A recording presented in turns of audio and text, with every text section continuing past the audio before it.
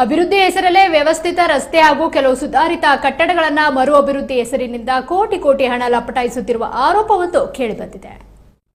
ಬೆಳಗಾವಿ ಜಿಲ್ಲೆ ಅಥಣಿ ಪುರಸಭೆ ವ್ಯಾಪ್ತಿಯ ಬಸ್ ಸ್ಟ್ಯಾಂಡ್ ರಸ್ತೆಯಿಂದ ಅಥಣಿ ಹಾರುಗೇರಿ ಮುಖ್ಯ ರಸ್ತೆವರೆಗಿನ ವ್ಯವಸ್ಥಿತವಾಗಿದ್ದ ರಸ್ತೆಯನ್ನು ಮರು ಡಾಂಬರೀಕರಣ ಹೆಸರಲ್ಲಿ ಕೇವಲ ಅರ್ಧ ಕಿಲೋಮೀಟರ್ ರಸ್ತೆಗೆ 38 ಲಕ್ಷ ರೂಪಾಯಿ ಬಿಲ್ ತೆಗೆಯಲಾಗಿದೆ.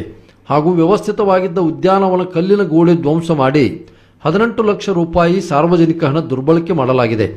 ಪುರಸಭೆ ಮುಖ್ಯಾಧಿಕಾರಿ ಅಶೋಕ ಗುಡಿಮನಿ ವಿರುದ್ಧ ಹಲವು ಆರೋಪಗಳು ಕೇಳಿ ಬರುತ್ತಿದ್ದು, ಅವರು ಮುಖ್ಯಾಧಿಕಾರಿ ಅಲ್ಲ, ನಕಲಿ ಅಧಿಕಾರಿ ಎಂದು ವಕೀಲ ಮಿತೇಶ್ ಪಟ್ಟಣ್ ಹೊಸ ಬಾಂಬ್ ಸಿಡಿಸಿದ್ದಾರೆ. ಅಥಣಿ ಪುರಸಭೆ ಅಧಿಕಾರಿ ಜಾಗ ಖಾಲಿ ಇದ್ದು ಅಶೋಕ ಗುಡಿಮನಿ ಕಚೇರಿ ವ್ಯವಸ್ಥಾಪಕ ಅವರು ಮುಖ್ಯ ಅಧಿಕಾರಿ ಅಲ್ಲ ಎಂದು ದಾಖಲೆ ಬಿಡುಗಡೆ ಮಾಡಿದ್ದಾರೆ. ಒಟ್ಟಾರೆಯಾಗಿ ಅಥಣಿ ಪುರಸಭೆ ಅಧಿಕಾರಿಯ ವಿರುದ್ಧ ಕೇಳಿ ಬರುತ್ತಿರುವ ಆರೋಪದ ಕುರಿತು ಮೇಲಾಧಿಕಾರಿಗಳು ತನಿಖೆ ನಡೆಸಿ ಅಸಲಿಯತ್ತು ಹೊರತರಬೇಕಿದೆ. ಸೀತಾರಾಮ್ ಗುಡಿಮನಿ ಇವರು ಪುರಸಭೆ ಆಗಲ್ಲ, ಅವರು ಅರ್ಹತೆ ಇಲ್ಲ ಅವರಿಗೆ. ಯಾಕಂದ್ರ ಅವರು ಕಚೇರಿ ವ್ಯವಸ್ಥಾಪಕ ಅಂತ ಹೇಳಿ ಅವ್ರದ್ದು ಹುದ್ದೆ ಇದೆ.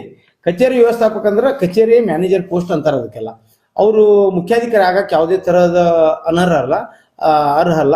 ಮತ್ತೊಂದು ಅವರು ಏನ ಡಿಪಾರ್ಟ್ಮೆಂಟ್ ಏನು KMS ಅಂತೇಳಿ ಒಂದು ಪರೀಕ್ಷೆ ಇರ್ತದೆ.